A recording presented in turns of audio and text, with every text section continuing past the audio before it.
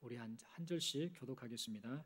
다리오 왕 제2년 여섯째 달 곧 그 달 초하루에 여호와의 말씀이 선지자 학개로 말미암아 스알디엘의 아들 유다 총독 스룹바벨과 여호사닥의 아들 대제사장 여호수아에게 임하니라. 이르시되 만군의 여호와가 이같이 말하여 이르노라. 이 백성이 말하기를 여호와의 전을 건축할 시기가 이르지 아니하였다 하느니라. 여호와의 말씀이 선지자 학개에게 임하여 이르시되 이 성전이 황폐하였거늘 너희가 이때에 판벽한 집에 거주하는 것이 옳으냐. 그러므로 이제 만군의 여호와가 이같이 말하노니 너희는 너희의 행위를 살필지니라. 너희가 많이 뿌릴지라도 수확이 적으며 먹을지라도 배부르지 못하며 마실지라도 흡족하지 못하며 입어도 따뜻하지 못하며 일꾼이 삭슬 받아도 그것을 구멍 뚫어진 전대에 넣음이 되느니라. 아멘. 드린 예물을 위해서 우리 함께 기도드리겠습니다. 하나님 아버지, 은혜를 감사합니다. 예수 믿고 하나님의 자녀 되게 하시고 또 하나님 앞에 주어진 인생을 살게 하시고 또 믿음 변치 않고 이렇게 거룩한 주일을 맞아 아버지 하나님께 예배 드릴 수 있도록 은혜 베풀어 주심에 감사합니다. 살아온 모든 것이 오직 하나님의 은혜였음을 고백합니다. 앞으로 이 은혜가 하나님 나라 갈 때까지 변함없이 우리에게 임할 줄로 믿습니다. 일평생 은혜만을 붙잡고 우리에게 주어진 인생을 하나님 앞에 살아가는 우리 모두가 되게 하여 주옵소서. 이 신앙 고백으로 이 시간 하나님 앞에 예배하며 이렇게 예물을 드립니다. 이 예물을 기뻐 받아주시고 이 예물을 통하여 하나님의 나라가 확장되고 하나님 그토록 원하시는 생명을 살리는 일들이 나타나게 하여 주시옵소서. 우리 인생 때문에 우리를 만나는 많은 사람들이 위로를 받고 또 생명을 얻고 그리하여 우리 주 예수로 말미암아 영생을 누리는 복된 인생들, 그 인생들이 바로 우리들의 인생이 되게 하여 주시옵소서. 지치고 힘들 때가 있습니다. 사랑하는 성도 한 사람 한 사람 붙잡아 주시고 성령으로 충만하게 하시고 어떠한 어려움 가운데서도 하나님이 나와 함께 하신다, 은혜를 베풀어 주신다라고 하는 믿음을 가지고 주어진 인생 시간을 하나님 앞에 믿음으로 살아내는 귀한 성도들의 삶이 되게 하여 주옵소서. 건강을 지켜주시고 질병을 치료하여 주시고 인생의 문제 가운데서 건져주시고 그리하여서 하나님이 도와주셨다, 하나님이 은혜 베풀어 주셨다, 이렇게 간증하며 살아가는 성도들의 삶이 되게 하여 주시옵소서. 이런 놀라우신 은혜를 베풀어 주심을 믿고 감사드리오며 우리 주님 예수님 이름으로 기도드리옵나이다. 아멘.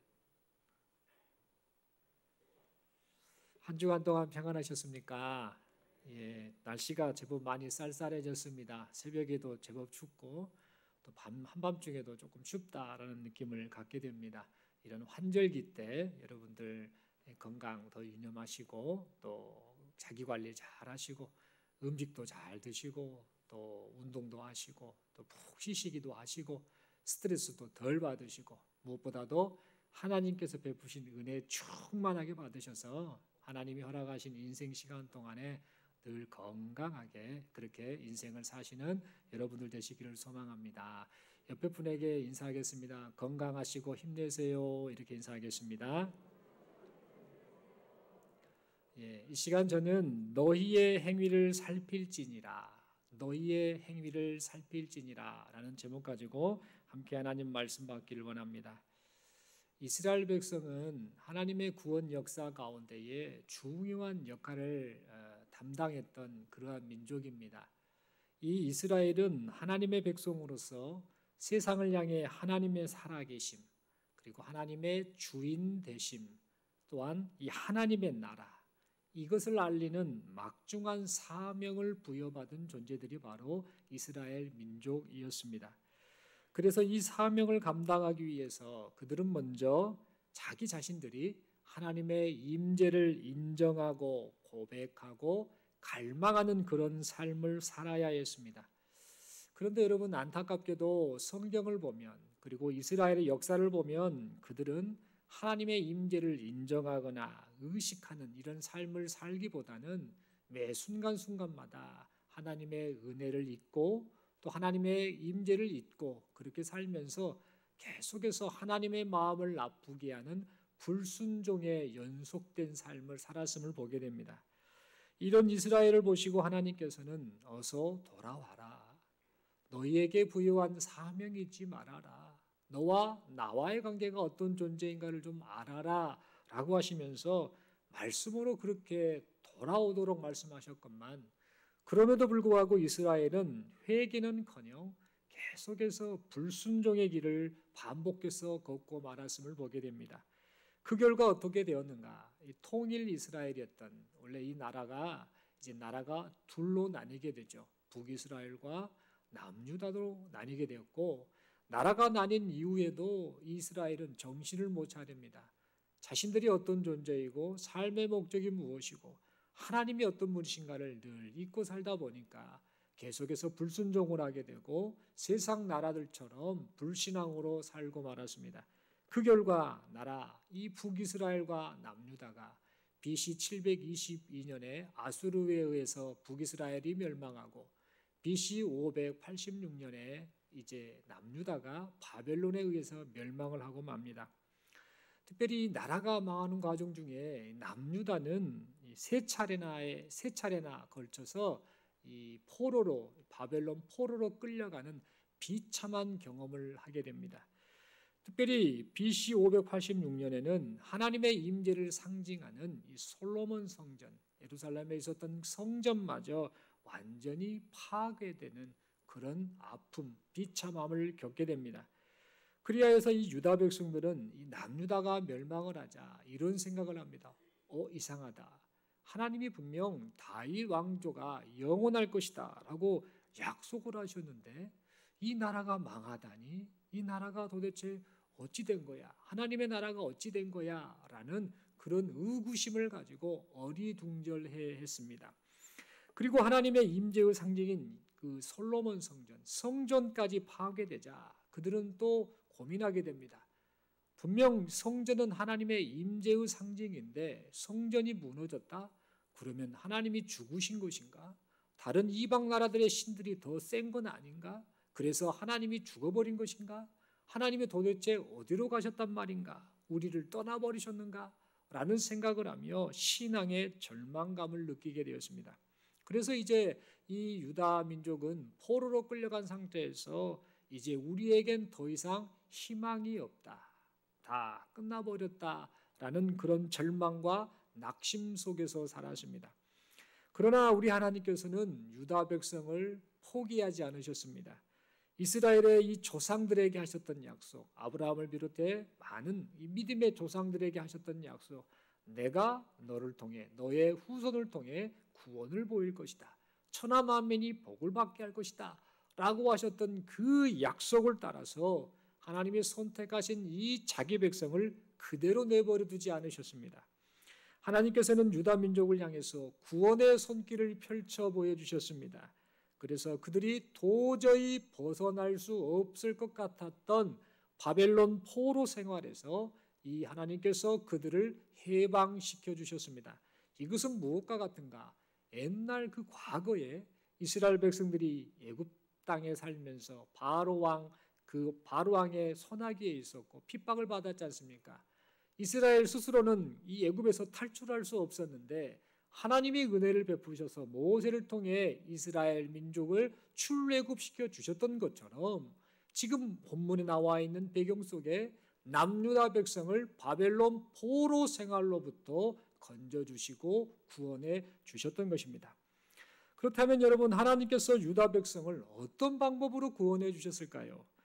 여러분, 하나님께서는 유다 백성을 바벨론 포로 생활에서 건져주시기 위해서 사람 한 명을 사용해 주셨습니다. 바로 페르시아의 왕 고레스라라고 하는 사람이죠.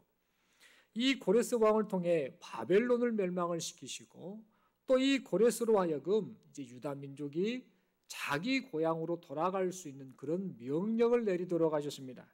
뿐만 아니라 고레스 왕을 통해서 이제 유다 민족이 자기 고향에 돌아가서 니네들이 섬기는 그 하나님을 위해 성전을 재건해라라고 그렇게 하셨고, 예전에 이 바벨론의 느부갓네살이라는 왕이 이제 솔로몬 성전에 있었던 성전 물건들을 전부 빼앗아 왔었는데 그것을 다 다시 가져가도 좋다. 그래서 너희가 성전 재건에 사용하거라 라고 허락하는 그런 명령까지 내리도록 하셨습니다. 이 사실, 성전을 재건하라 라고 명령을 내린 사실이 에스라 1장 2절 3절에서 말하고 있습니다. 바사왕 고레스는 말하노니 하늘의 하나님 여호와께서 세상 모든 나라를 내게 주셨고 나에게 명령하사 유다 예루살렘의 성전을 건축하라 하셨나니 이스라엘의 하나님은 참 신이시라. 너희 중에 그의 백성된 자는 다 유다 예루살렘으로 올라가서 이스라엘의 하나님 여호와의 성전을 건축하라. 그는 예루살렘에 계신 하나님이시라 라고 하면서 성전 재건에 대한 허락하는 명령을 고레스가 내렸음을 보게 됩니다. 그리고 예스라 6장 5절에서는 그 모두 빼앗겼던 과거의 바벨론의 왕 느부갓네살에 의해서 빼앗겼던 물건을 다시 되돌려 가져가도 좋다라고 하는 그 명령을 내렸음을 말합니다. 또 느부갓네살이 예루살렘 성전에서 탈취하여 바벨론으로 옮겼던 하나님의 성전 금, 은 그릇들을 돌려보내어 예루살렘 성전에 가져다가 하나님의 성전 안 각기 제자리에 둘지니라 하였더라. 여러분, 그래서 결국 이 유다 백성들은 세 차례 포로 생활에서 귀환하는 그 은혜를 잊게 됩니다. BC 537년, 458년, 444년 이 세 차례 그 횟수를 거쳐서 유다 민족은 이제 자기의 고향 예루살렘으로 돌아오게 됩니다. 뿐만 아니라 첫 번째 포로 귀환이었던 BC 537년 이 이후에 즉시 다시 성전을 재건하는 은혜를 경험하게 됩니다. 여러분, 이러한 역사적 사실을 보면 얼핏 보기에는 저 코레스라는 사람이 대단하다, 좋은 왕이다, 저 사람이 이 모든 일을 이룬 것 같다라고 생각할 수 있는데 사실은 이 모든 것이 하나님께서 이사야 선지자나 예레미야 선지자를 통해서 미리 예언하셨던 그 예언의 성취였습니다. 예레미야서 16장 15절에 이렇게 기록합니다. 이스라엘 자손을 북방 땅과 그 쫓겨났던 모든 나라에서 인도하여 내신 여호와께서 살아계심을 두고 맹세하리라. 내가 그들을 그들의 조상들에게 준 그들의 땅으로 인도하여 드리리라. 즉 하나님이 이 이스라엘 민족, 특별히 남유다 백성이죠. 남유다 민족이 돌아올 수 있도록 이 모든 것을 허락하시고 인도하셨다라는 사실입니다. 이사야서 44장 28절은 이렇게 기록합니다. 고레스에 대하여는 이르기를 내 목자라 그가 나의 모든 기쁨을 성취하리라 하며 예루살렘에 대하여는 이르기를 중건되리라 하며 성전에 대하여는 네 기초가 놓여지리라 하는 자니라. 즉 무슨 말이냐? 이사야 선지자는 지금 남유다 백성들이 포로 생활에서 끝나고 돌아오기 대략 200여 년 전에 살았던 인물입니다. 그를 통해 하나님이 미리 앞으로 있을 남유다의 역사에 관해서 예언하게 하셨던 겁니다. 이런 것을 통해 우리가 알 수 있는 것은 이 남유다가 이제 포로 생활을 마치고 성전을 재건하게 되는 이 모든 것이 고레스라고 하는 왕이 잘해서가 아니라 사람이 뭔가 노력을 하거나 통치자가 바뀌어서 그렇게 우연히 된 것이 아니라 하나님으로 말미암아 하나님의 계획 가운데에서 이 남유다의 포로 귀환, 회복, 성전 재건이 진행되었다라는 사실입니다. 이 사실을 깨달으면 남유다 백성들은 이제 어떻게 반응해야 되겠습니까? 그래, 마음을 새롭게 하자. 우리가 하나님의 말씀에 불순종하고 하나님이 아닌 다른 우상을 섬기고 하나님의 마음을 나쁘게 해서 이런 비참한 것들을 경험하고 이렇게 고통 가운데 있지 않았는가? 하나님이 우리에게 맡겨주신 그 사명을 우리가 망각하고 살다 보니 이렇게 되지 않았는가? 이제는 마음을 새롭게 하고 하나님의 임재를 상징하는 저 성전을 어서 빨리 재건해서 우리의 마음을 하나님께로 향하고 그리고 신앙 공동체로서의 정체성을 확고히 해야 하겠다라고 생각하고 행동함이 마땅했습니다. 그런데 이 유다 백성들은 예루살렘으로 돌아온 이후에 처음에는 성전을 재건하는 것처럼 그렇게 행동했습니다. 즉 성전 재건이 진행되는 것 같았습니다. 그런데 어느 순간부터 갑자기 성전 재건을 중지해 버립니다. 그것도 성전 재건이 중지된 것이 1년, 2년 잠시 잠깐 중지된 것이 아니라 무려 16년 동안이나 성전 재건이 중지되고 말았던 겁니다. 여러분, 그렇다면 성전 재건이 중지된 이유가 도대체 무엇 때문이었을까요? 여러 가지 원인이 있는데 그 중에서 몇 가지만 좀 말씀드리자면, 성전 재건이 중지된 이유는 다른 게 아니라 이 유다 지역에 살았던 사람들, 사마리아인이라는 사람들이 살았습니다.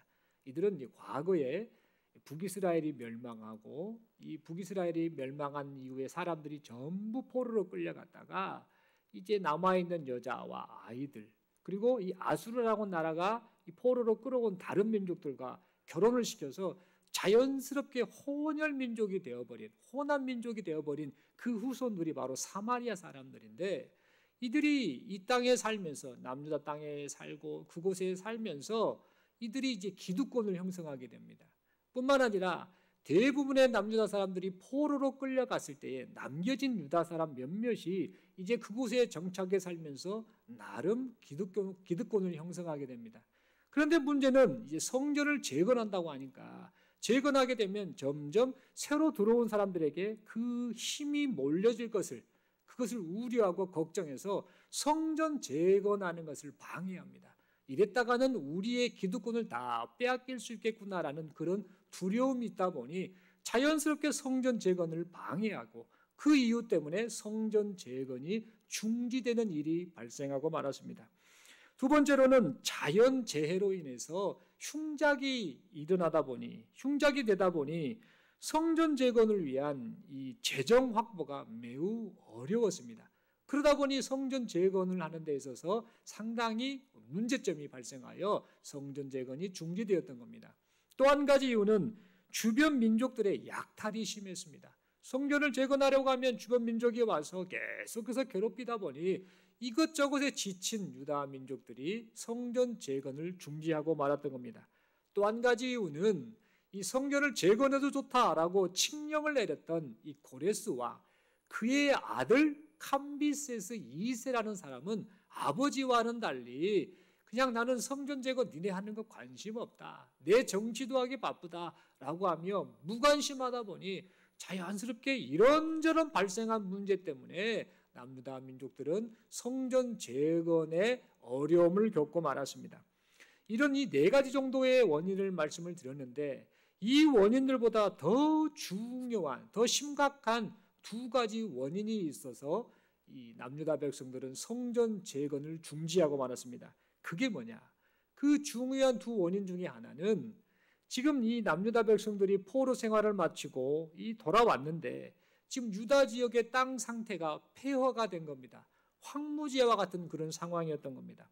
그래서 돌아온 이 사람들은 이렇게 힘든 그 상황 속에서 우리가 고생해가며 힘든 노역을 하면서까지, 그 일을 하면서까지 성전 재건을 해야 되나? 너무 힘든데 꼭 그렇게까지 해야 될까라고 생각하며 성전 재건하는 일을 원치 않다 보니 자연스럽게 성전 재건이 중지되고 말았던 겁니다. 또 한 가지 원인은 성전 재건에 대한 이 유다 사람들의 신앙적인 회의감이 있었기 때문입니다.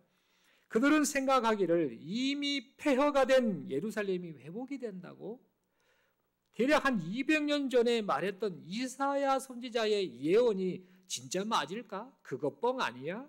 사막에 꽃이 피고 흩어진 백성들이 모여서 새로운 나라를 건설할 것이다 라고 했는데 지금 보여지는 상황을 보면 그게 불가능한 일인데 과연 맞을까? 열방들이 이스라엘에게 굴복하고 예루살렘이 영화롭게 될 것이다 라고 하는데 이게 가능한가? 지금 처한 현실과 상황을 보면 이건 도저히 불가능한 일인데 이게 가능하단 말인가? 아니야. 그리고 혹시 가능하다 할지라도 지금은 그때가 아니야. 아무래도 우리가 너무 일찍 이곳에 돌아온 것 같아. 지금은 성전을 재건할 만한 때가 아니야 라고 생각하면서 성전 재건에 대한 적극성을 띠지 않았던 겁니다. 그리고는 이런저런 원인들, 환경적인 원인, 자신들의 마음에 여러 가지 원치 않은 마음들, 이런저런 것들을 핑계 삼아서 결국에는 성전을 재건하는 대신에 오히려 자신들의 집을 지어서 자신들의 만족과 행복만을 추구하는 그런 인생으로 전락하고 말았습니다. 심지어 이런 사람들도 있었습니다. 어떤 사람들이 있었는가? 어차피 성전 짓는 것은 이미 틀렸어. 돌아가는 거 봐. 불가능해.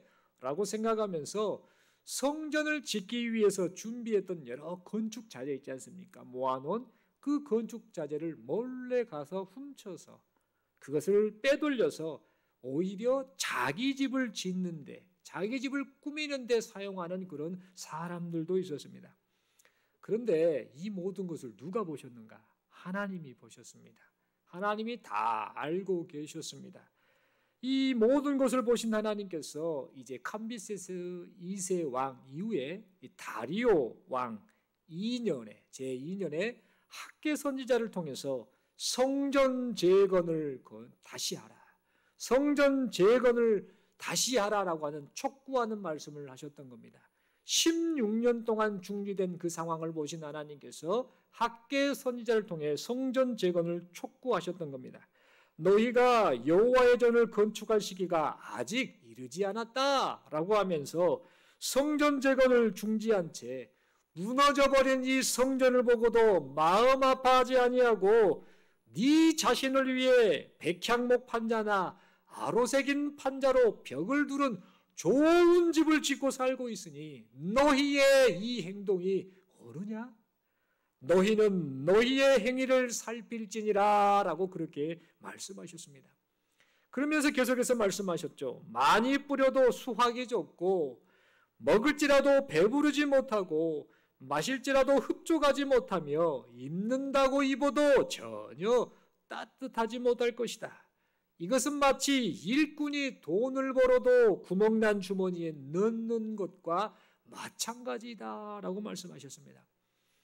여러분, 이 말씀은 하나님의 임재를 갈망하는 표현인 성전 재건에는 관심이 없이 그저 자기 자신 인생의 만족과 행복만을 위해 살아가는 유다 백성들의 어리석고 안타까운 모습을 마음 아파하시며 회개를 촉구하는 의미로 하나님께서 하셨던 말씀이었습니다.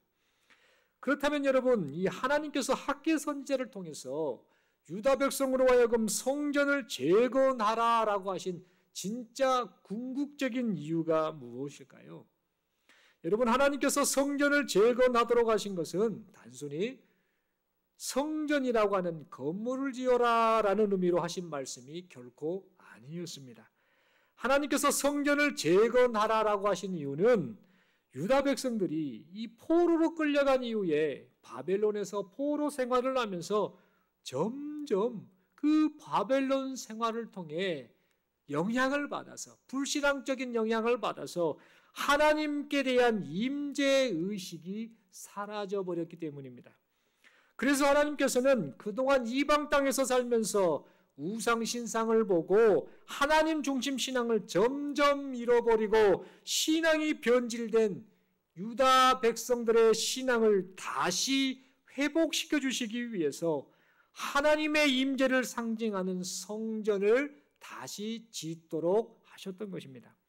그리고 유다 백성들이 지어진 이 성전을 보면서 하나님의 임재를 인정하고 갈망하는 하나님의 백성으로서의 삶을 회복하기를 원하셨습니다.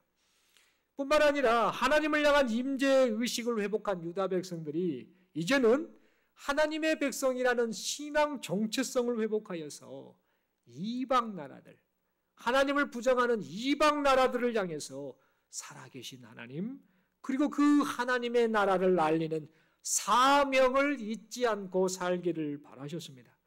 여러분, 결국 하나님께서 말씀하신 성전 재건, 이 성전 재건의 의미는 곧 하나님을 향한 신앙을 회복하는 것, 그리고 하나님께서 맡기신 사명까지 회복하는 것을 의미했던 것입니다. 사랑하는 성도 여러분, 우리 하나님께서는 오늘날 여기 모인 우리에게도 동일한 목소리로 성전을 재건하라라고 말씀하고 계십니다. 그렇다면 여러분, 우리는 어떤 성전을 재건해야 될까요? 성전을 재건하라 했는데 그러면 어떤 성전을 재건해야 될까요? 중동교회 건물을 리모델링해야 될까요? 아니면 이 건물에 또 증축해서 또 다른 건물을 짓거나 아니면 확장해서 증축을 해야 되는 것일까요? 어떤 성전을 우리가 재건을 해야 될까요? 고린도전서 3장 16절 말씀은 이렇게 말합니다. 너희는 너희가 하나님의 성전인 것과 하나님의 성령이 너희 안에 계시는 것을 알지 못하느냐. 고린도후서 6장 16절은 이렇게 말합니다. 하나님의 성전과 우상이 어찌 일치가 되리요? 우리는 살아계신 하나님의 성전이라.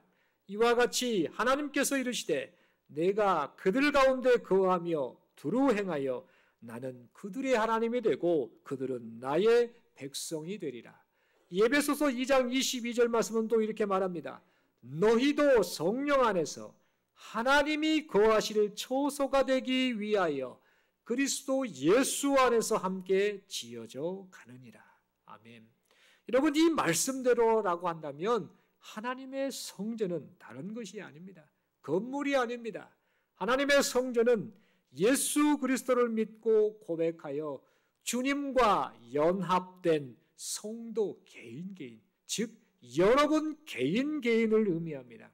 그리고 성전을 재건한다라고 하는 것은 우리 자신과 우리가 함께 모인 교회 공동체가 하나님의 성전됨을 기억하고 하나님을 향한 임재의 의식 속에서 하나님을 향한 참된 신앙을 회복하는 것, 하나님을 향한 참된 신앙을 회복하는 것, 이것이 바로 성전을 재건하는 것입니다.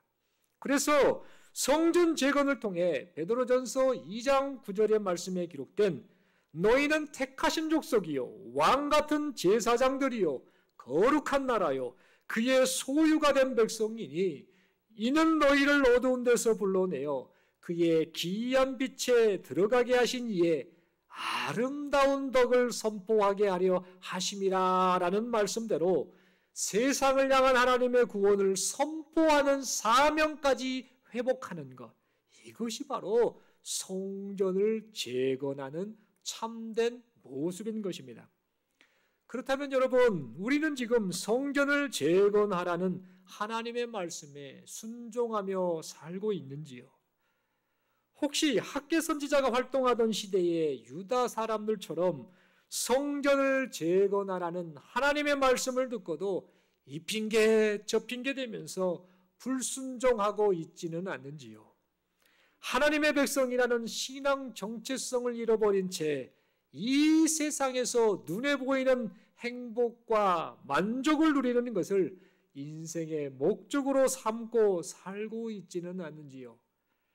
세상에서 살아남으려면 어쩔 수 없어 라고 하는 이유로, 경기가 안 좋아 라는 이유로, 먹고 살기가 바빠 라는 이유로 세상 일에 취해서 하나님이 우리를 먼저 구원하여 부르신 그 목적을 잊어버린 채 살고 있지는 않는지요? 어떻게 하면 돈을 많이 모아서 편한 인생을 살까? 어떻게 하면 이 세상에서 출세하고 성공할까? 어떻게 하면 내 자식이 좋은 대학에 가고 좋은 직장에 들어갈까? 어떻게 하면 내 인생 말년이 여유롭게 행복하게 살 수 있을까? 이런저런 고민은 하면서도 어떻게 하면 하나님의 부르심에 합당한 삶을 살아드릴 수 있을까? 어떻게 하면 내가 속한 교회 공동체가 하나님이 기뻐하시는 모습으로 나아갈 수 있을까? 이 일들을 위하여 내가 함께 협력해야 할 일이 무엇일까? 여러분, 이런 그 고민을 과연 하면서 하나님 앞에 살고 있습니까? 또한 지금 우리는 하나님의 임재를 의식하고 하나님의 임재를 갈망하며 살아가고 있습니까? 여러분, 우리도 모르게 이중적인 모습으로 살아갈 때가 참 많은 것 같습니다. 교회 안에서의 삶과 세상에서의 삶이 다르게 나타날 때가 있습니다. 사람들 앞에서의 모습과 사람들이 없을 때의 모습이 다르게 나타날 때가 있습니다. 교회 안에서의 삶의 목적과 세상에서의 삶의 목적이 다르게 나타날 때가 있습니다. 여러분, 이렇게 삶의 모습이 다르게 나타나는 이유는 다른 게 아닙니다. 이렇게 삶의 모습이 다르게 나타나는 이유는 하나님이 내 안에 임재해 계신다. 하나님이 내 안에 임재해 계신다라는 사실을 우리가 망각하고 살기 때문입니다. 사랑하는 성도 여러분, 그러므로 이 시간 우리 모두는 너희의 행위를 살필지니라 라는 하나님의 말씀을 마음 깊이 새겨듣기를 바랍니다.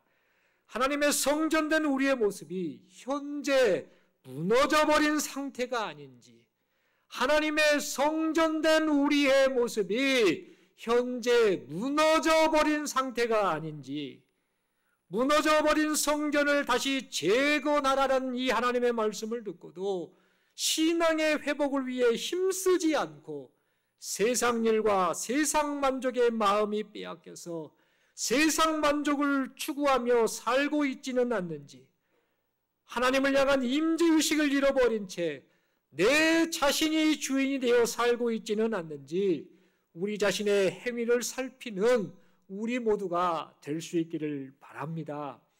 그리고 우리의 마음이 하나님에게서 멀어져 있다라 한다면 하나님께로 돌아가는 우리 모두가 될 수 있기를 바랍니다. 예배 생활이 게을러졌다면 예배를 사모하는 우리 모두가 될 수 있기를 바랍니다. 예배가 관람하거나 그냥 시청하는 그런 예배가 아닌 내 자신을 하나님께 드리는 그런 예배가 될 수 있기를 간절히 바랍니다. 기도 생활이 게을러졌다라고 한다면 기도 생활에 힘쓰는 우리 모두가 될 수 있기를 바랍니다. 빌 하이벨스 목사가 이런 책을 냈더라고요. 예전에 냈던 책입니다. 너무 바빠서 기도합니다. 너무 바쁘니까 기도한다는 말입니다. 그의 책 가운데 이런 내용이 있었습니다. 단호하게 자기 나름대로의 길을 가고 있는 바쁜 사람들에게는, 즉 자기 인생을 목적을 가지고 바쁘게 사는 사람들에게는 기도라는 것이 매우 황당한 방해꾼이 아닐 수 없다라는 그런 표현을 했습니다. 다시 말해 바빠 죽겠는데 무슨 기도야. 지금 그럴 정신없어. 내 인생 살기 너무나 바빠. 기도할 시간이 없어라고 여기는 그 사람들에 대한 어리석은 모습을 질타하는 마음으로 그렇게 표현하였던 겁니다. 바쁘다는 핑계로 기도를 쉴 것이 아니라 바쁘기 때문에 이 모든 일을 내 힘으로 할 수 없기 때문에 더욱 기도하라라는 의미로 그렇게 말하였던 겁니다. 사랑하는 성도 여러분, 그러므로 하나님 앞에 기도 생활에 힘쓰는 우리 모두가 될 수 있기를 바랍니다. 또한 하나님의 말씀을 멀리 했다라고 한다면 우리의 마음과 눈과 귀가 열려서 하나님의 말씀을 사모하는 우리 모두가 될 수 있기를 간절히 바랍니다. 시편 119편 105절에 이런 말씀이 있죠. 잘 아시는 말씀. 주의 말씀은 내 발의 등이요 내 길의 빛이니이다.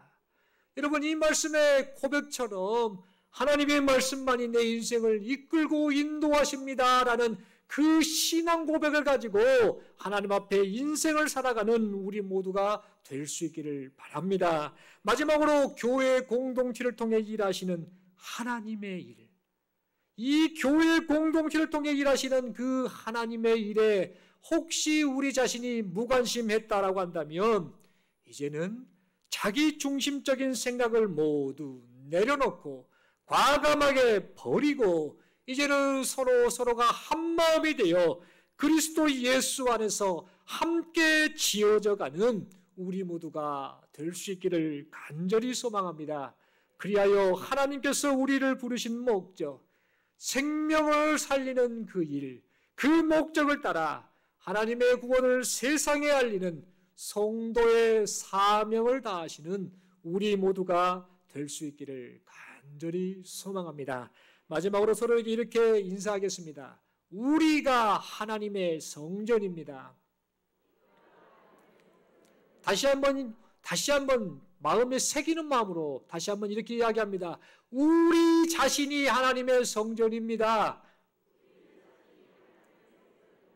그러면 이 말씀에 따라 우리가 어떻게 해야 됩니까? 이렇게 말합니다.